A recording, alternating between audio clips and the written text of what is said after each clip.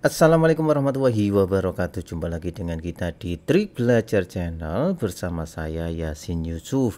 Kita lanjutkan pembahasan soal tryout ya. Tryout yang pertama tentang tes perangkat desa. Kita sudah sampai di bagian yang ke-9, yaitu di bagian ke-9 ini kita mulai dari soal nomor 81 hingga soal nomor 90. Jadi tetap stay tune di channel kita ya.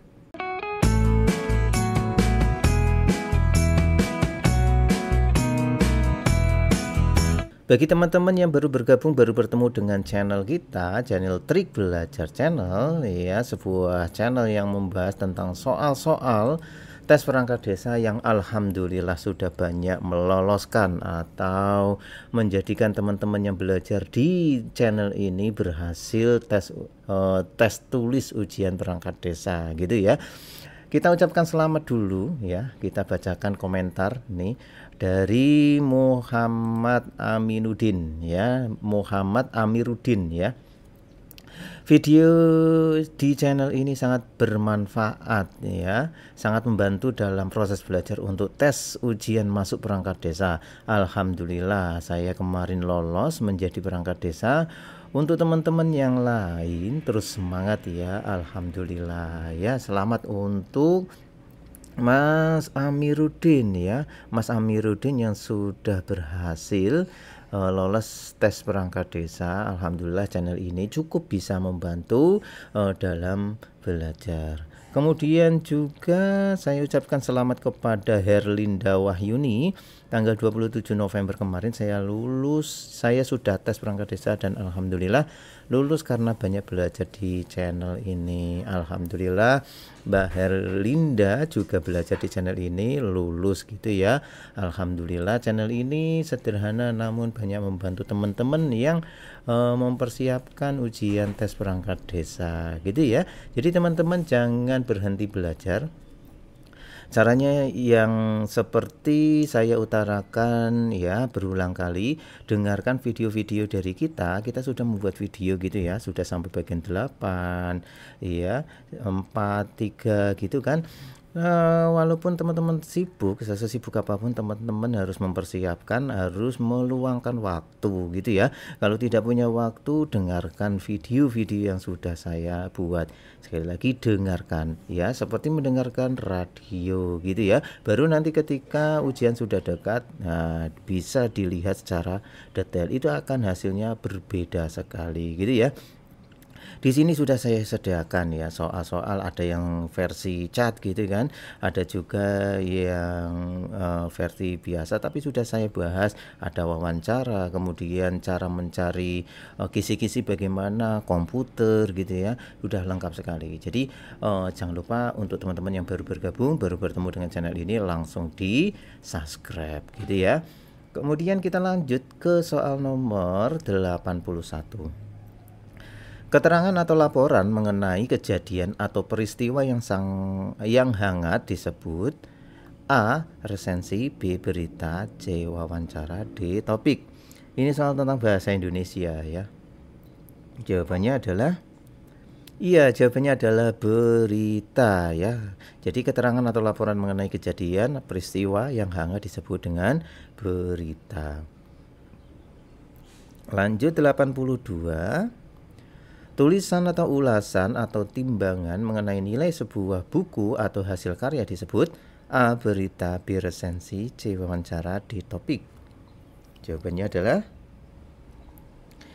jelas resensi ya. Jadi kalau resensi itu adalah tulisan atau ulasan mengenai nilai sebuah buku atau hasil karya ya, itu disebut dengan resensi. Mudah ya. Lanjut 83. Surat resmi yang dikeluarkan oleh instansi pemerintahan adalah surat A. Niaga, B. Dinas, C. Sosial, dan D. Kuasa. Jawabannya adalah surat dinas ya. Jadi surat dinas itu adalah surat resmi yang dikeluarkan oleh instansi pemerintahan gitu ya. Disebut dengan surat dinasnya. Seperti ini mudah sekali karena kita sudah belajar. Tapi kalau tidak belajar ya rasanya susah sekali gitu ya. Surat resmi nomor 84 Surat resmi yang digunakan oleh perusahaan atau badan usaha termasuk surat A. Dinas, B. Niaga, C. Sosial, dan D. Kuasa. Jawabannya adalah jawabannya adalah surat niaga ya.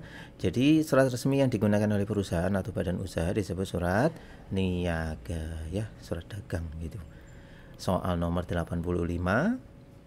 Surat yang digunakan untuk organisasi kemasyarakatan adalah surat A. Dinas, B. Sosial, C.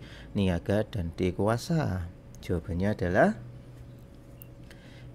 jawabannya adalah sosial ya. Jadi surat yang digunakan untuk organisasi masyarakat adalah surat sosial ya. 86. Jenis karangan yang menceritakan rangkaian peristiwa atau pengalaman berdasarkan waktu disebut karangan A. Eksposisi, B. Deskripsi, C. Narasi, dan D. Argumentasi. Jawabannya adalah jawabannya adalah narasi ya. Jadi narasi itu adalah jenis karangan yang menceritakan rangkaian peristiwa atau pengalaman berdasarkan waktu ya, disebut narasi. 87.